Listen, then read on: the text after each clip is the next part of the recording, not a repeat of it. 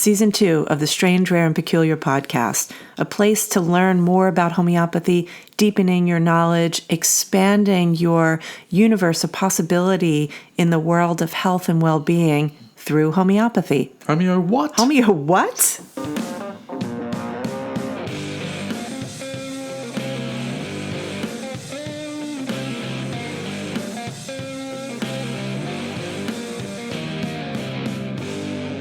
Hello, good evening, good afternoon, good day. Morning. Good all of it. G'day. G'day, mate. Hello, We're back.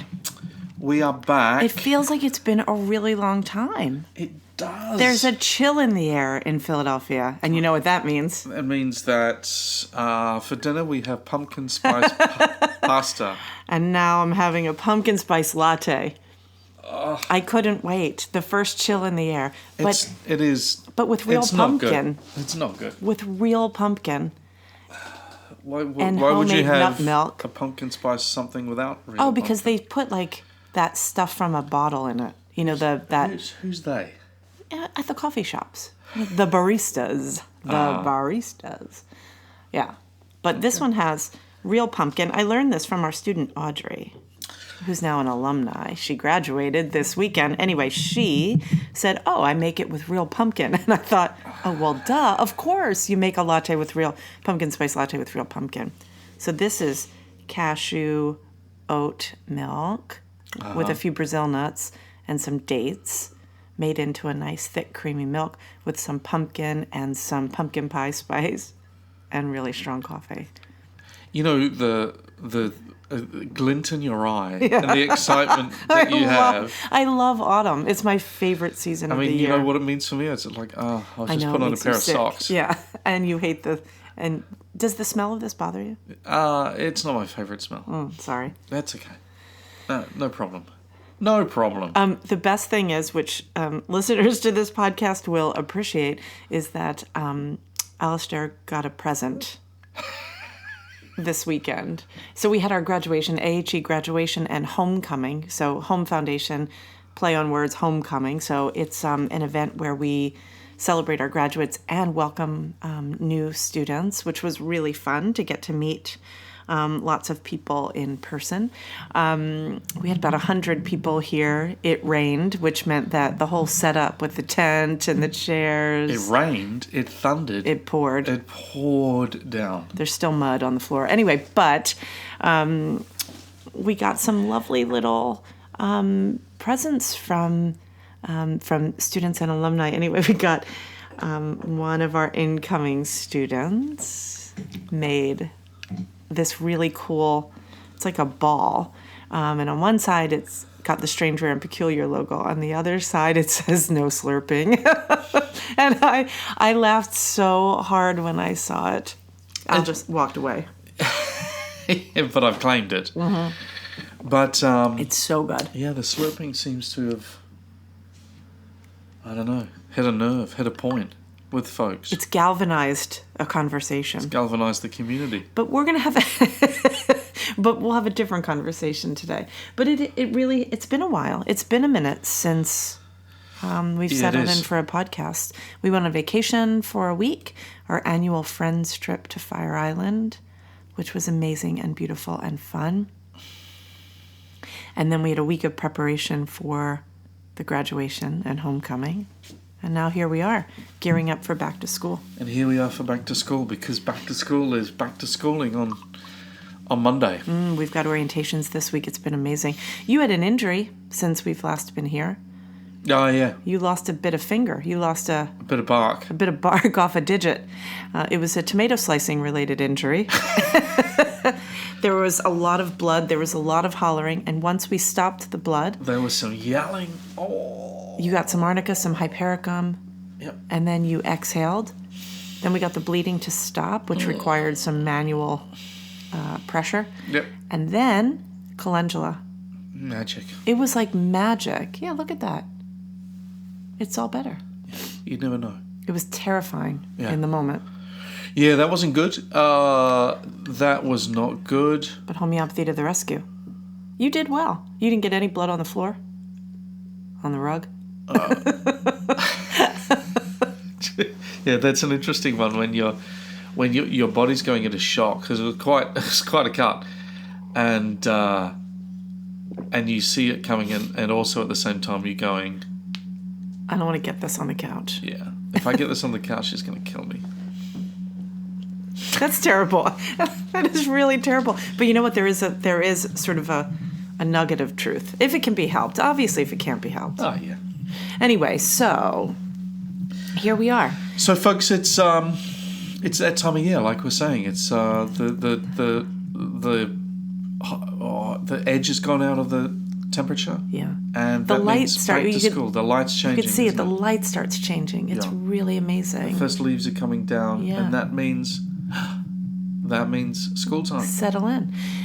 One of the things that I love about back to school time. Sorry about that. That was a slurp. Well, it was a slurp and a sigh. And a sigh, right? Yeah. Because I think part of the problem is that your enjoyment of your cup of tea is so sort of sensory. Well, it is, but it's all about, if we're going to talk about this, it's actually about the temperature as well. I see. Because that's a way to add cooling Yeah. to what is a burning hot beverage. Oh my and goodness. So, I'm not gonna. I don't know that I can change my ways. All right. Anyway, so one of the things about preparing for back to school, of course, is, getting ready, getting the curriculum ready. Yeah. How are we teaching? And over the summer, we take everything apart and we ask some really tough questions like what worked, what didn't work, what do we need to change, what needs to be better. And I think one of the things that has also been kind of super clear is that the landscape around us is also changing. Yeah. Right? The marketplace is changing, not just for homeopathy, but medicine in general.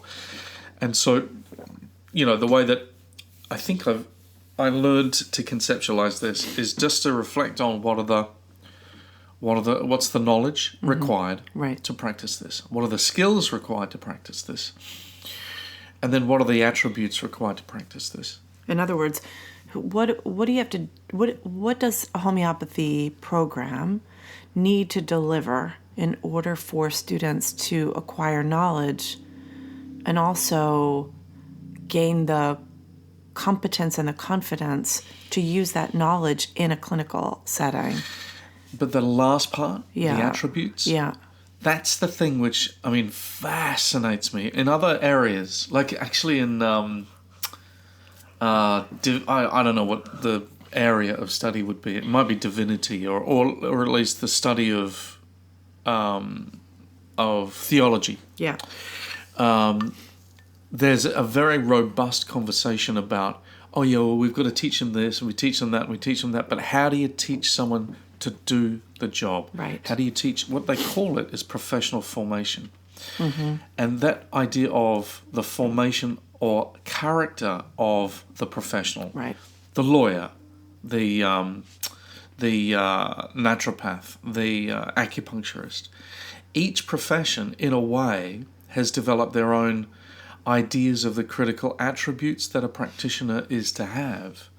And then I think that's fascinating because I believe we've not really had that robust conversation before, Yeah. broadly. We think we know, Yeah. but I don't know that we do. So as well as you teach pulsatilla indications and know how to repertorize and then when you're, more advanced in a complex situation, what do you do in this situation? But what's that attributes? So I was having a conversation with one of my dear friends in the homeopathy world yesterday, and she said, can people really become a homeopath in your full-time program? In other words, can that be done in 2 years? Can you take that on? And it was a great question. And, the first thing I said was, well, yeah, and lots of people have. But I do think that there is this really important part of the becoming process. And I think there are a couple things that I've come to think about just in watching this, because we've now run our program, 26 times? I can't get over it every time we say it, but is watching the transformation of people. And I think while it does seem like, 2 to 3 years, that's a quick amount of time. I think what we've done, which is to get people to the point where they are able to sort of use the skills and gain confidence, right? So when you learn to be competent at acute prescribing, when you go through these clinical scenarios, and when you're working with a supervisor, so that you're growing as you're practicing, and you're never beyond your scope. That's how that happens, right? Sure. With this immersion kind of idea. Well, it is an immersion, and therefore that means hours, and therefore, in most lines of education, Right. that's how you develop your. Yeah. Sorry, I can't remember the language you use, but I would say attributes and critical formation. So along Qualities, yeah. Yeah. So I don't see the 2 years as a drama at all. no, When you're immersed. Yeah. Yeah. I totally agree. Well, as evidenced by graduates. Catherine Coulter said something. She wrote a little book on education. Mm-hmm. It's interesting. I've never seen that. Yeah, exactly. It's not a well-known book, but she's speaking purely to physicians, and she said, "I can train a homeopath in 2 years," but that's on I am a working, jobbing physician. Right. And Right. so I think even that was, probably a very sort of part-time process, and I think she's right. She's not wrong. Right. So therefore, she's right, and. But I think, we've got such a diverse background of folks. And, you would agree with me, I know you do, that the diversity that we have in our classroom, both medical, licensed, complementary medicine folks with backgrounds in those areas, plus folks coming to us from the diverse backgrounds that they do, everything from home educators, to flight engineers who are wanting to, really pivot in their lives and transform. They get it, and not everyone is done in 2 years. No, because some people it takes 4 years to go through a program. Yeah, well, exactly. Yeah. And so, but I don't think it's a challenge at the heart of it, really, for us. And one of the reasons why I think that is, and that's what I wanted to talk about today, was this real importance of contextualization. And really helping people to understand sort of how all the pieces fit together. Like who am I in the world of homeopathy at different stages of my development in my career? So, for example, there are people for whom being a really skilled home prescriber, that's their role. There's some people for whom becoming a good acute prescriber and helping others, that's their jam, that's their place. And if you're going to be that person, knowing the scope of what you do and what you don't do is the difference between doing a good job and potentially causing harm. Uh-huh. And then getting on into the higher levels of complexity, right? So for example, I'm doing a supervision with one of our graduates. She graduated in the second class, so when we were still part of the other school. And so she would have graduated in 2015. Mm-hmm.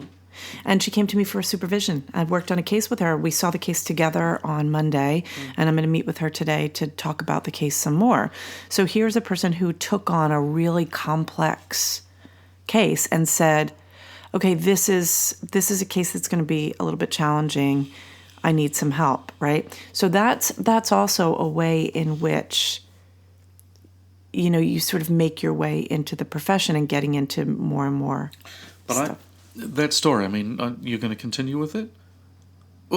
Because what I would say to that is that, okay, so we now know that one of the qualities of the homeopath that needs to be emphasized in education and in schools is, I need help. Yeah. I need assistance. I'm willing to ask for help. And, then we'd say to ourselves, well, how do we teach that? Right. Yeah. It's so interesting because we had a couple of students who were not successful in our program and who left. And I would say that the core attribute of those folks was, yep, I know how to do it. I know how to do it. Don't tell me what to do. Yeah. And really fighting against positive outcomes in a clinical setting because it's almost like I'm thinking of one person in particular, couldn't actually grok that something turned out well because it was different than the way that she expected it. Anyway, that's to become a homeopath and to not sort of have this openness around discovery, because there's so many things that we can't even fathom. Good. So that's another one. So therefore, the quality of the homeopath that we either need to teach or they've got to have is inquisitiveness or curiousness. Not being curious, but... No, but here's the thing. Having curious... I would say it's a little bit different than that, because curiosity, okay, so... That was the word I was looking for. Curiosity? Yeah. Well, you said curious. You weren't far. Yeah, I know, but I mean... But it sounded like they had to have 3 heads. Oh, I see what you're saying. Got it. Curious as a noun. So, but what it actually is like an openness to the mystery is there's a humility about... And another quality, right? there. There's this humility, which is there's always something more to understand. Look, I think about some of the things that would have felt like no-brainers to me. So an example would be, I remember taking on this family back in, I don't know, a really long time ago. And the kids in this family got chronic recurring sore throats and had a lot of antibiotics prescribed, but they would get past the antibiotics and it would come back again, and it was constantly going around the family. Anyway, and one of the things that I used to say to them was, well, let's try just doing some probiotics, and we would, instead of going with the antibiotics, we would go with some probiotics, and it was good. And probiotics was like, it was the panacea back in the day. Well, now we look at probiotics and say, well, hang on a second, right? Is that a good intervention? Right? Are people winding up with SIBO because they've got an overgrowth of particular, gut bacteria, blah, blah, blah. Right. So that's, we change over time, and we also, and things evolve. So where I was getting to with this is one of the things that I've been doing this summer that I'm really enjoying is I am going through the student experience. So I've kind of got the list of all the classes that I'm teaching, which I have to say is slightly overwhelming to look. I made a spreadsheet of all the classes look at the 864 classes and go, you're teaching. My gosh, it's a lot. Yeah. But because we have 6 cohorts, so there are 6 opportunities to teach every single week plus clinic. Yeah. Anyway, but I've been going through all the student readings and annotating them, and part of it is just to be prepared for the students, right? When they ask something about a specific reading that they have. Also, some of it is it's helping me with the annotations for my book, the case analysis book. But it's also, I'm relearning, and I'm asking questions of the materials in a different way. So, for example, I have next to me that cult favorite, The Science of Homeopathy by George Vitulkas. And I don't think any student of homeopathy in America, other than somebody who's studying protocols or whatever, but if you're doing a homeopathy program, this is going to be on your book list. Probably. Yeah, it's on the CHC exam for whatever reason. Yeah, it is. It's interesting. It's 44 years old now. Yeah. Not that matters. Right. But isn't it interesting? 1979. That yeah. So I've been looking here, and I've been reading. I've been going through the whole book, because in the beginning, when he talks about it's just sort of the basic philosophical principles of homeopathy, which of course is what we teach in the beginning of year 1, right? So as I'm working on preparing for my lectures on, on vitalism and on the foundations of health and so forth, I thought this would be a good sort of, it's a counterbalance to some of the, it's not a counterbalance, it's a good adjunct. Anyway, then I haven't actually read the last part of this book in a while, and this is Principles Involved in Long-Term Management. And I came to this because, just for context for listeners, one of the things that we've been working on is really looking at every single class that we teach. So we have, we look at all the topics that are required for certification, and then we've broken those down, and then we've added in a whole bunch of things that we teach at AHE, which include things that are beyond what you typically get in a foundations program, like long-term case management, through the lens of, particular conditions. Yep. Yeah.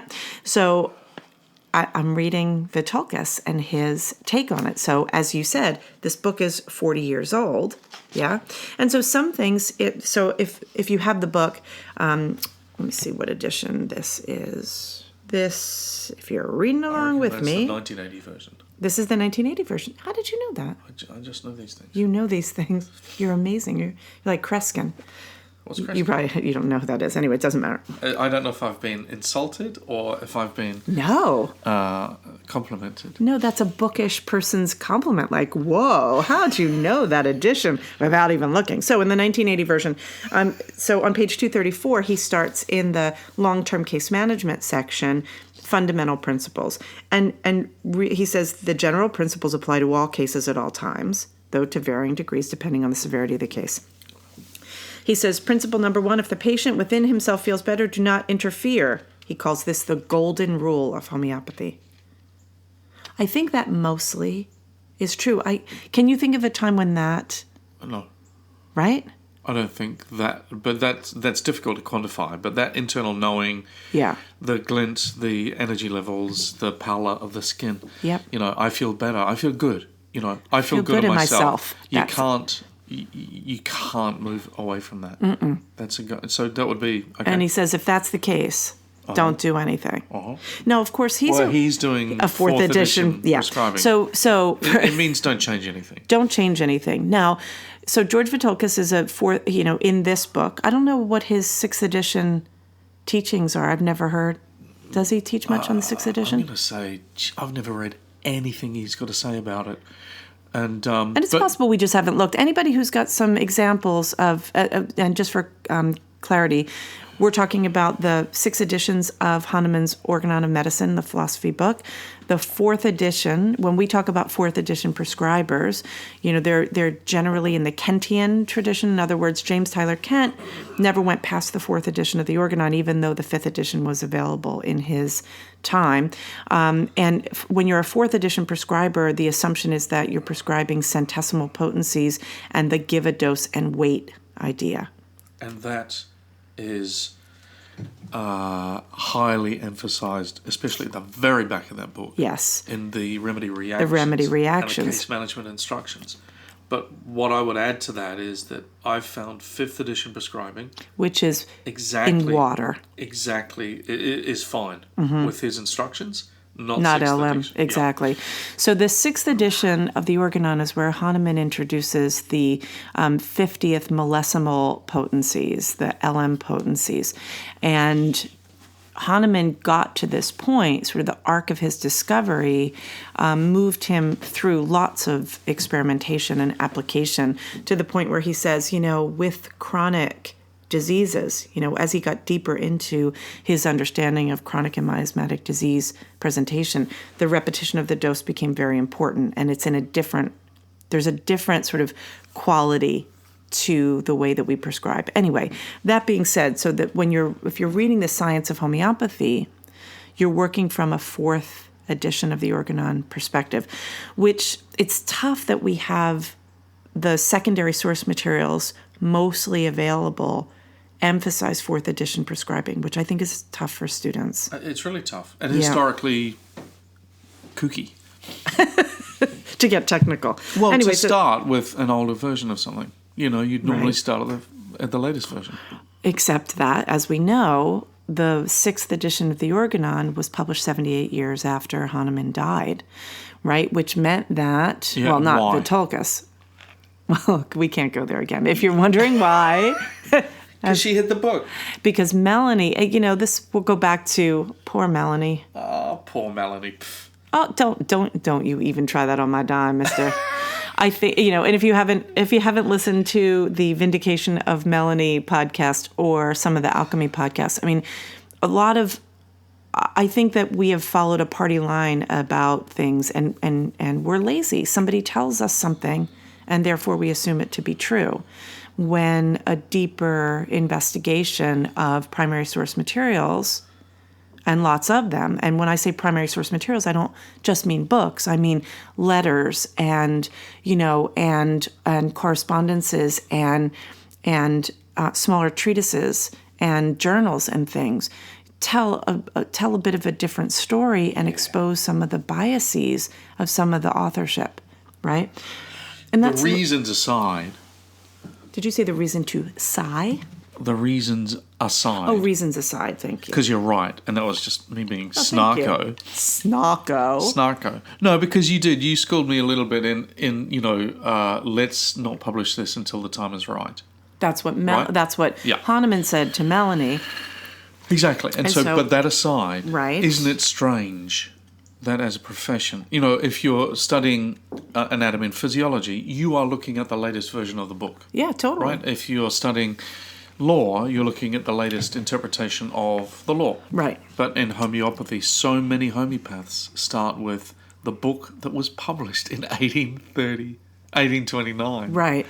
And then there's been a strand, a lineage of folks that have just focused on that book. They just stay with it. That's bizarre. It's totally bizarre. Yeah. And that creates, it's really difficult because people get attached and dogmatic to something that they know, especially, and this is tough with students because if they've learned it from a teacher that they love, right, who learned it from a teacher that they love, but if nobody has gone back to investigating primary source materials, then we're just perpetuating incomplete information. Oh, here we go again. That's not where I was going, though. I know, but aren't you looking forward to that first conversation in class where someone says, "But I think," but Professor George Vitulka said it's like, okay, it's 4th edition, but it's like, in all fairness, right? Yeah. It's complicated, and we have, it's tough when students. Oh, something where I really have a hard time controlling myself when people are asking, how do I learn more about this? And they want secondary source materials, and they're not written. It's really hard. What do you say? Yeah. Go back to chronic diseases, which takes a lot to really have it be a part. It's like there's a lot of succussion before you get to that dilution. But isn't this interesting? Because we are talking about education today, really, knowledge, skills, attributes, and the qualities. That was not my plan. I know, but it's my plan. Okay. But what I'm saying I have books is with that me and notes. At the heart of it, see, education is interesting because people learn in different ways. Some people learn from the latest secondary source. Some people go, I'm going to have a look at the primary source. Some people want to learn by telephone. Or as in the game telephone. Oh, the game telephone. Yeah, exactly. And so, I'm going to say not so much, but some of the information that's been passed on down the line in homeopathy and comes out of the mouths of people in our classrooms is telephone. Shaka. Shaka Khan? No. Oh, you mean shocker? That's a shocker. A shocker. Mm-hmm. See, that's a CH, which you say exactly the same way as an SH. Yeah. And sometimes there's an SH in things that... you wouldn't say Chaka Khan. Well, you kind of... That song where they go, Chaka Khan, Chaka Khan. Ain't nobody. But they don't say it in that. So her name is not Cha? Or is it SH? It's CH. It's CH. Yeah. Therefore, she pronounces her own name wrong. Oh, my gosh. Can we please go back to George Vitulka's? Well, I'm on page 234. Principle number 2, do not give another remedy unless the symptom picture is clear. Fine. I love quoting Jeremy Sher on this one where he says, don't change the remedy till you see the whites of its eyes. Perfect. It's a great Jeremy quote. And in other words, what happens, and one of the things that students will often come up with is, when do you know when to change the remedy? Yeah. You just know. No, there's a point at which either a new picture presents itself, there's enough information. I heard you and Kelly were reviewing a case. So Kelly Callahan is one of our core teachers who is the bomb and was with us all weekend. And the last day that she was with us, we were all working, and she and Alastair were talking about a case from our clinic, and Kelly was guiding the student supervisor through it, and they were, I loved listening to the two of you sort of talk about how to best convey to a student how to look at one of these complex cases and understand sort of what the next step is. Because sometimes students will say things like, oh, is it time to retake the case? Like, what the heck does that mean? Right? I mean... Well, Vitulka says that. Oh, for real? In the Appendix B. What he means is it's time to reanalyze the case. Oh. Yeah. I haven't gotten to Appendix B in this reread. That's all right. Well, thanks for saying that. Can I give you a metaphor? 1978 Bob Dylan album, Slow Train Coming. It's so funny because I've been looking at this picture of Bob Dylan you have on your wall behind you, near to Gandhi. But anyway, of course. Well, not too far away. Yeah. And the others. Paracelsus, Gandhi, Hahnemann, Herring, Bob Dylan. 1978, Slow Train Coming. Great album. Anyway, you know those American movies, usually a Western, where you've got someone standing on a platform and you can see the smoke of the train coming in the distance. Right? Yeah. Do not prescribe. No. Don't prescribe. There's a train coming. You know there's a train coming. It's a slow train. It's a slow train. You might be an ambassador to England or France.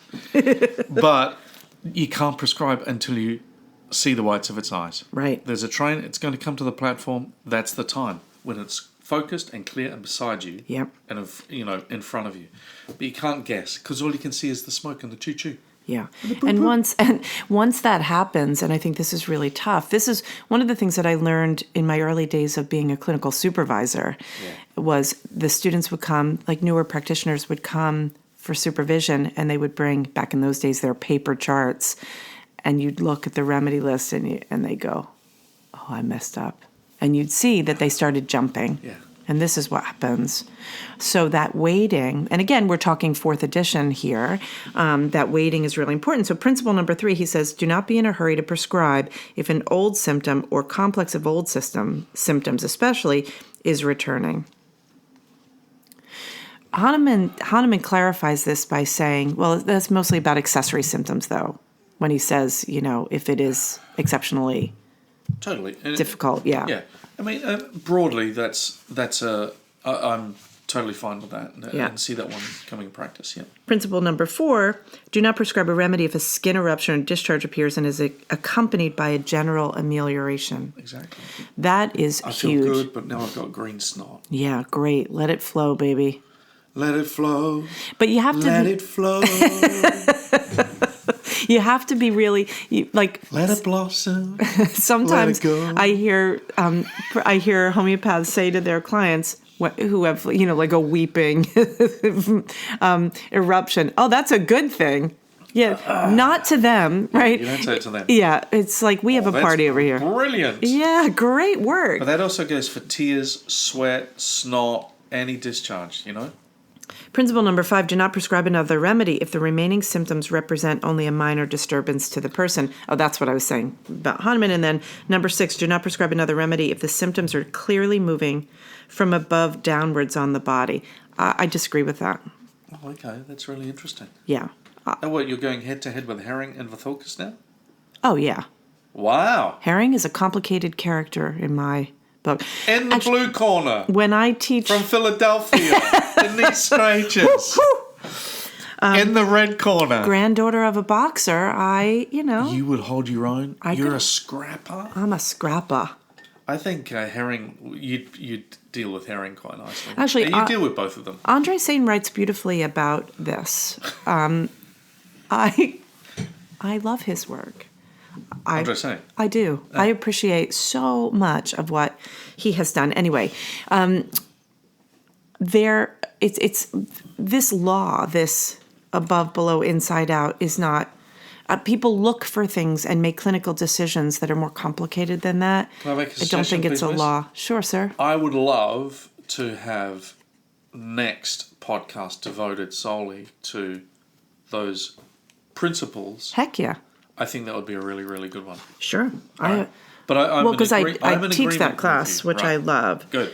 Okay. All right. So then, those are broad principles. They are broad principles, and I really love them. And then he goes on and Sorry? It's all right. Then he goes on and he talks about how there are different levels of health. So these are techniques of case management and chronic case management. And then, right.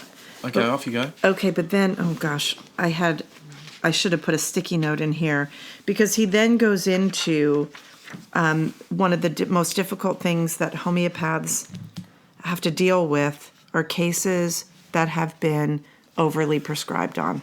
Right. That's actually one of the things that I wanted to talk about because, okay, where is it? While you're looking for that, I'll give you go a on. story, because I've got a lovely client at the moment. I actually am over my indignation and outrage. And she is a super mum with a couple of kids, and her tendency is, when ill, to prescribe 28 things in close succession, and especially for he ate peanut butter today, and he looked at his little brother and gave him a smack on the side of the head because a toy was stolen. Clearly, they need a pill for that. Well, they need and so that's where she's coming from, and so I've been just gently guiding her, not really aggressively, but just please no. Just if you really want my help, we're going to get there. Yeah. But this tendency for the pill for everything, is got to slow down. And this is what getting there, and that was the principle you're just talking about. So he says, this is on page 248, homeopathically disordered cases. Yeah. And I think this is important. Homeopathically disordered cases. Patients who have already had years of homeopathic treatment without significant health benefit are those which cause any experienced homeopath to cringe inwardly. Right. They are the most dreaded of cases because they are the most difficult to treat. In homeopathy, every prescription is based upon the totality of symptoms, which is the visible manifestation of the activity of the defense mechanism. When a patient has received numerous homeopathic remedies, and he says over a number of years. Yeah. But okay, this is why I wanted to talk about, this book was written in 1980. Yeah. Right? Yeah. Knowing the context of something. Yeah. We need to put a folio in here between pages 248 and 249, because he says, when a patient has received numerous homeopathic remedies over a number of years, the defense mechanism's actions are altered, at first subtly and then profoundly. By the time the decision is made to refer the patient to a more experienced homeopath, the manifestations of the defense mechanism are so severely altered that finding the correct series of remedies, not the simillimum, not their one remedy soulmate in nature to solve all your problems so that you can levitate, this correct series of remedies and interpreting their actions with precision can be nearly impossible. Yep. Now, this is really tough, because right now what we are seeing, through no fault of individuals, but through the fault of people who are hoping to make a quick buck by selling courses, telling people to prescribe 10 million remedies, is creating a challenge, not just for the homeopaths who are trying to reassemble those cases, but for the people. Vitolkis is talking in this about how hard it is for us, but we need to really think about what that does. When we get these people who come to us with spreadsheets, most of the time we get these cases back in order, but it takes a while, and that's really tough. Anyway, so we've talked about this many times on this podcast, but I brought it up because it's been really interesting as I look at these materials and the articles that our students read, all the supplemental materials and all the books that they read. Yes. Right? And the things that are recommended or that are required for certification. We as educators have to look at them in 21st century or in 2023 language and consider that, don't we? Yeah. Have you, when you're going through and preparing, are there any things that you get to and you say, wow, this is, this needs an overhaul, or lectures in your, Oh, we overhaul them every year, but yeah, that's a good question. I think, see, I would answer that. Just my teaching style is and you've got style. Thank you, honey. You're welcome. Does bounce off who I'm talking to, and of course that's the moving part. Right. And so, especially teaching the foundations, as we will be for the next kind of 4 weeks, those lectures are fundamentally different, because we just start to hear, the principles and the basics, and you don't even need to use the word homeopathy, but the basics of health. Yeah. Which is the first 21 aphorisms in the Organon. Right. Hahnemann doesn't mention homeopathy. Yeah. And so, we're not too far away from that in our own program. And so But as that lands, Yeah. people in our class start to go, but my daughter, or, and me when I was blah, blah. And so that's the real difference. And then managing, I suppose, I just enjoy the management of those early conversations. Sure, me too. Yeah. I mean, I think that's why this sort of self-paced, no conversation programs are really tough. Oh my God. To get everything to sink in, right? Because it's those conversations, and it's people often ask, like, are you able to really teach on Zoom? When you're seeing, but you can see people's faces. You can watch the subtle shifts, tilt of a head, the movement of the eyes, where you know that you've just said something, it's landed, and someone's really thinking through, oftentimes their own experience of a principle, right? I think, it's so interesting. I'm so far away from that conversation. That's almost a decade-old conversation that used to be the real. online learning one. Yeah. Yeah, like, meaning that classroom teaching is better. Are you kidding? Have you ever been in a classroom and all the people at the back are asleep? Yeah. Or remember that time when I busted people in the back row? So when we used to teach live in a co-working space, and it had glass, like there was a glass partition between the classes, and you could see the reflection. And there was a student who was on Facebook, and not only could I see it in the reflection, but she responded to something, and a notification came up on my phone. Yes. In the classroom. There you classroom. go. Yeah. Distraction is real. Well, that's interesting. So, and then back to the tools of our age, really. One of the most amazing things that I've witnessed this summer has been your exploration of note-taking I love it apps, so much. Well, not skills, just the apps, but the skills. Refining skills. Really. And I'm very excited to see how that lands because, once again, and not to take the conversation in the direction that I wanted to, but one of the skills, my notes. One of the skills and the attributes of a contemporary homeopath is the management of information. Totally. And we Do you know need what to they call teach this in the that. productivity spaces? Tell me. PKM, personal knowledge management. Personal knowledge management. PKM, because everything has an acronym. Of course. But homeopaths are PKMers. We are personal knowledge managers. Right. And you can personally knowledge manage yourself and your clients with paper if you want to. Well, tomorrow I'm doing that fireside. Well, it won't be tomorrow for the people who are listening, but the Friday before... Are you doing that or are we doing that? Oh, I guess we are doing it, but No, I'm just interested. You should come. Wow. I'm excited about it. But by tomorrow, I will also have met with this consultant that I've been working with in Poland, who's helping me with customizing this application that I'm working with. For any of you nerds, like productivity nerds out there, it's called Notion. And it's really super fun. But I think... we also, and I would say a feather in our cap, something that I really love about our program and about us is that we don't lead with technology, but we talk about it. How does it help? And how does it help and what hinders and when to let it go, or when to let a thing that's not working for you, let it go, find something else. Well, for example, I might be a tech person, which I love, but I take all my notes by hand. I annotate by hand. I take my notes by hand, and so I use an iPad Pro so that I can take notes and then have them digitized. But the experience of writing by hand, and I know you and I differ on this, but that Princeton University study that shows that when we write by hand... by cursive. No, cursive was top. Was it? Yep. No, it wasn't just writing by hand. It was when you do cursive. Okay. That was the way that study that you're about to reference. That was people, if you want to retain information, cursive. Yep. If you want to retain information, write. If you want to not retain information, call stenographer. Yeah. Yeah.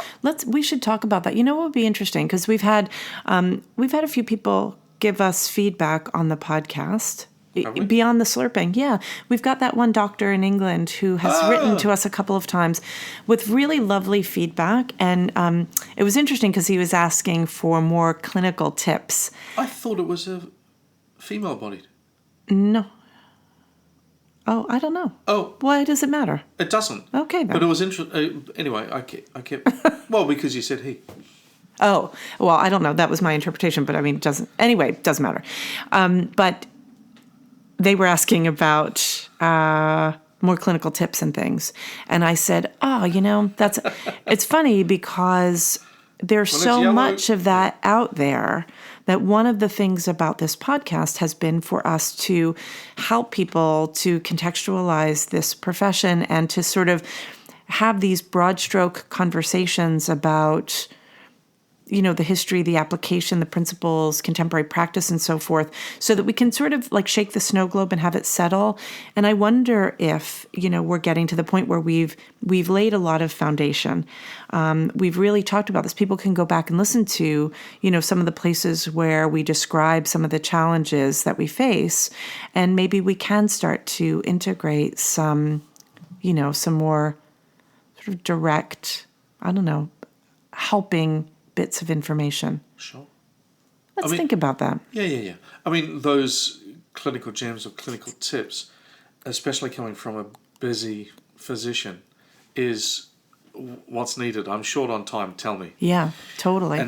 And I thought you were going to say when you were talking about our busy clinic. At AHE, our teaching clinic, we run it, 50 times a year for chronic cases.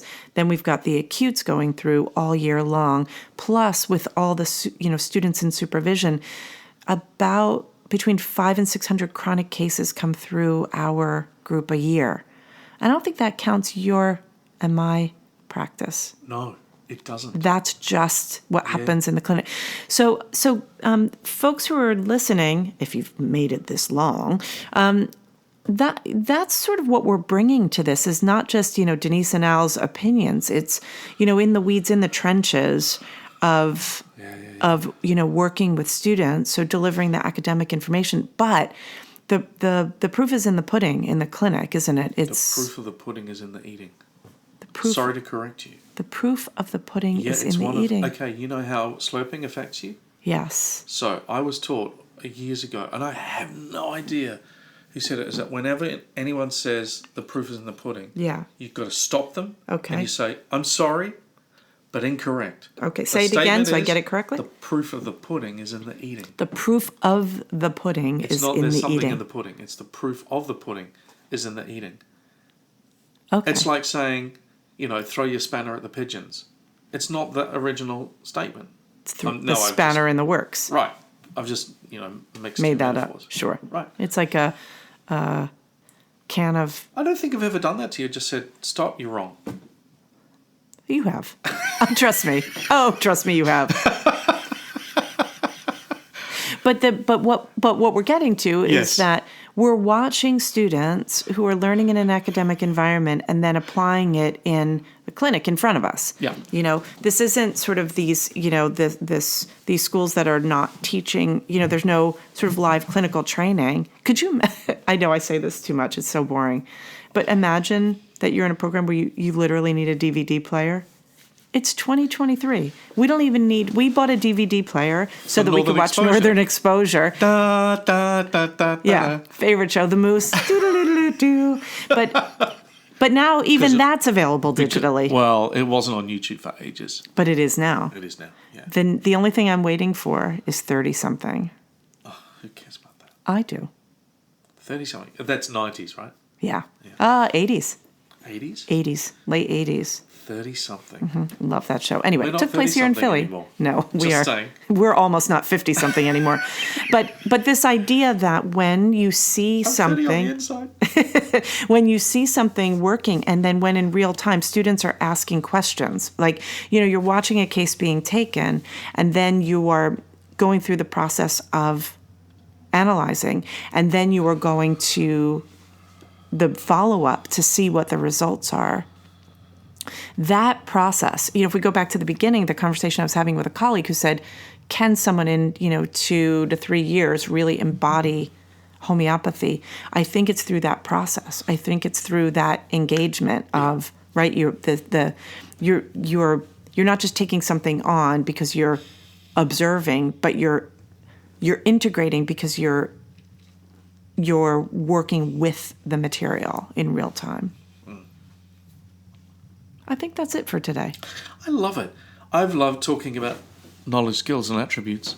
I've also loved talking about our graduation, and It was so much fun. The end of the beginning and the beginning of the end, and the next year. Yeah. And welcome. That's awesome. Yeah. Welcome to all the new homeopaths studying with HE or anywhere. So next podcast. Yeah. Direction of cure. Okay. Yeah. I love it. All right. I'll get my notes. Folks, wherever you are, drive safely. Thanks for being with us. Take care. Bye. AHE is changing the face of homeopathy education by raising the bar through rigorous academics and unparalleled clinical training delivered live through the soulful use of cutting-edge technology. AHE prepares its students to become fully rounded homeopathic practitioners from anywhere in the world. Apply today at ahe.online.